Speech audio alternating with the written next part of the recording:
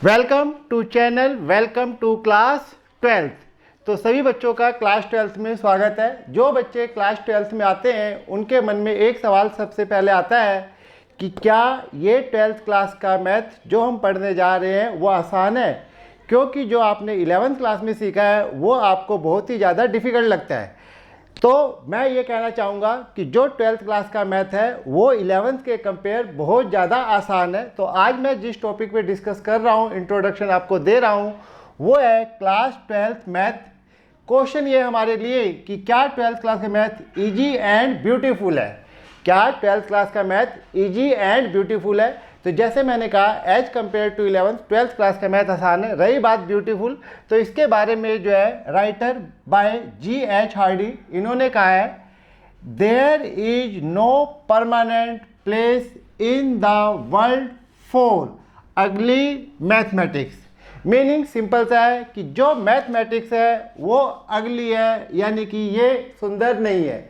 और इस अगली मैथमेटिक्स के लिए जो परमानेंट प्लेस है संसार में वो बिल्कुल भी नहीं है। यानी कि कोई भी जो है समझ लीजिए मैथ को नहीं चाहता है। तो इस तरीके से उनका कहने मतलब है नो परमानेंट प्लेस।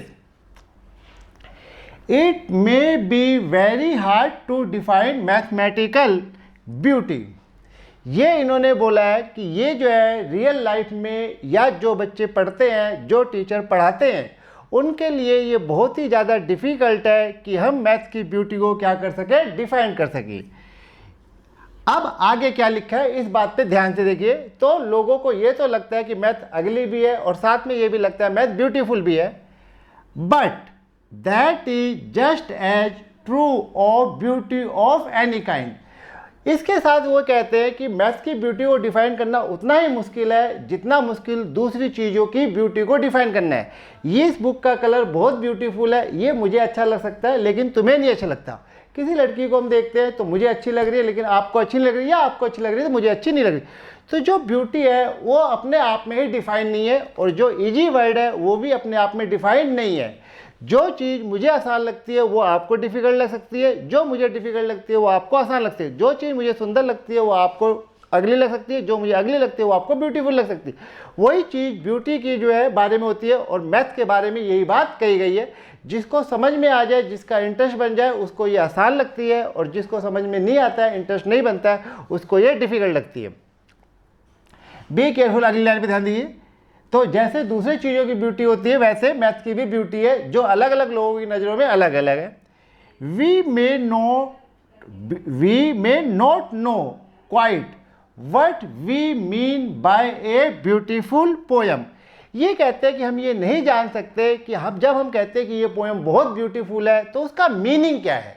जब भी हम कहते हैं पोयम बहुत ब्यूटीफुल है तो उसका मीनिंग क्या है। कोई लाइन बहुत ब्यूटीफुल है, उसका मीनिंग क्या है। कोई शेर बहुत ब्यूटीफुल है, but that does not prevent मतलब रोकना, लेकिन ये बात हमें इस बात से रोकती नहीं है from recognising one when we read it. लेकिन जब हम पोएम को पढ़ना स्टार्ट करते हैं तो हमारे अंदर ऑटोमेटिकली उसको रिकॉग्नाइज करने की जो है पावर आ जाती है, और वो हमें अच्छी लगने लगती है। यही चीज़ इस मैथ के लिए होती है जो आप 11th और 12th में सीखते हैं।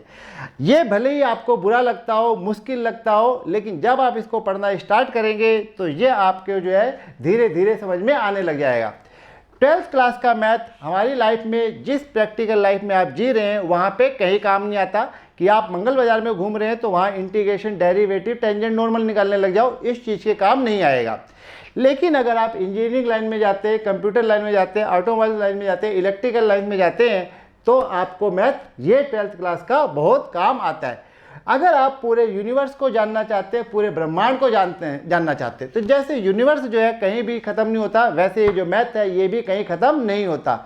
पहली क्लास से हम मैथ सीखते चले आ रहे हैं और आगे भी ये सीखते ही रहेंगे, लेकिन ये कभी ख़त्म नहीं होगा। तो अगर आप मैथ सीखना चाहते हो तो इसका मतलब ये हो गया आप पूरे यूनिवर्स को, होल यूनिवर्स, एंटायर यूनिवर्स को जानना चाहते हो।